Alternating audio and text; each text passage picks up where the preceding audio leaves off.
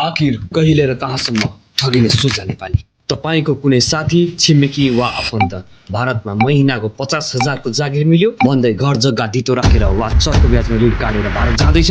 यदि जाँदैछ भने उसलाई यो भिडियो नहेरी बोर्डर नकाट्न भन्नुहोस्, किनभने ऊ जागिर खान गइन, एउटा यस्तो भयावह र क्रूर नेटवर्क मार्केटिङको दलदलमा फस्न जाँदैछ, जहाँ पुगेपछि उसको मोबाइल, नागरिकता खुसिनेछ र उसलाई आफ्नै साथीभाइ फसाउन बाध्य पारिनेछ। आखिर कहिलेसम्म चल्छ सोझा नेपाली लुटिने यो श्रृङ्खला?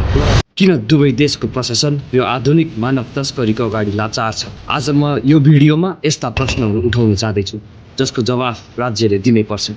म यो कुरा कुनै हल्ला वा अन्दाजको भरमा भनिरहेको छैन। भर्खरै गएको मे 30, 2026 को वास्तविक सरकारी रिपोर्ट हेर्नुहोस्। नेपाल प्रहरी र भारतको उत्तर प्रदेश पुलिसको स्पेशल टास्क फोर्सले संयुक्त छापा मारेर भारतको कुशीनगरबाट 453 जना नेपाली युवाहरूलाई बन्धक बनाइएको अवस्थामा उद्धार गरेको छ। उनीहरूलाई 8 वटा भारतीय बसमा कोचेर नेपाल भारत सिमाना भइरहेको ल्याइएको तथ्य राष्ट्रिय मिडियाहरूले सार्वजनिक गरिसकेका छन्। प्रहरीले त्यहाँबाट नक्कली आधार कार्ड र बन्ड पेपरहरू बरामद गरेको छ। नेपाल सरकारले पिरामिड शैलीका यस्ता नेटवर्किङ व्यवसायलाई पूर्ण रूपमा अवैध घोषणा गरिसकेको छ। यदि यो अवैध हो भने हाम्रा 400 जना भन्दा बढी युवाहरू एउटै सहरमा कसरी बन्धक बने? अनुसन्धानले के देखाउँछ भने यो ठगी धन्दा चलाउने गिरोह निकै चातुर छ। उनीहरूले कानुन र प्रहरीको आँखा छल्नका लागि हरेक केही महिनामा आफ्नो कम्पनीको नाम परिवर्तन गर्छन्।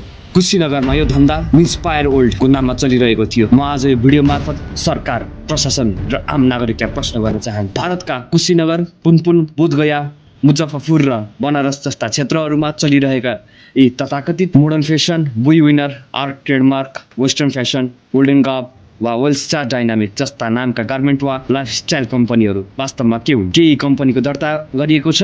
यदि दर्ता र कानुनी रूपमा सञ्चालित हुन् भने किन यहाँ पुग्ने नेपाली युवाहरूले सुरुमै 70,000 देखि 1 लाख रुपैयाँ भारू बुझाउनु पर्छ र कामको नाममा आफ्नै साथीहरूलाई ढाँटेर भारत बोलाउनु बाध्य पारिन्छ? नाम परिवर्तन गरेर सोझा नेपालीको जीवन खेलबाड गर्ने अधिकारी गिरोहहरूलाई कसले दियो? धेरैलाई लाग्न सक्छ यदि लाखौँ नेपाली ठगिएका छन् भने उनीहरू आफै किन प्रहरी कहाँ जाँदैन, किन मिडियामा बोल्दैनन्? यसको उत्तर निकै पीडादायी छ। उनीहरू आफ्नो खुसीले चुप लागेका होइनन्। उनीहरूलाई ऋणको डर, समाजको लाज र आफ्नै मिल्ने साथी जसले बोलाएको थियो फस्ने डरले चुप लगाएको छ। उनीहरू मानसिक रूपमा बन्धक बनाइएका छन्। धेरै युवाहरू त आज लाज र दृढताबोधका कारण आफ्नो पैसा डुबाएर घर फर्कन नसके भारतकै सडकमा अलपत्र परेका छन्। के यो हाम्रो राज्यको लाचारी पढ होइन? यो भिडियो मेरो अभियान पहिलो कदम मात्र हो। म यसको जरासम्म पुग्न चाहन्छु र आउने भिडियोहरूमा यसको स्टेप बाई स्टेप जवाफ खोज्ने छु। तर मलाई तपाईँको साथ चाहिन्छ। यदि तपाईँ वा तपाईँको कोही साथी भारतका यी क्षेत्रहरूमा कुनै पनि फेसन, गार्मेन्ट वा नेटवर्किङ कम्पनीको नाममा ठगिनु भएको छ, बन्धक बन्नु भएको छ वा पीडा भोग्नु भएको छ भने मलाई सिधै सम्पर्क गर्नुहोस्। तपाईँको परिचय, नाम र ठेगाना 100% गोप्य राख्ने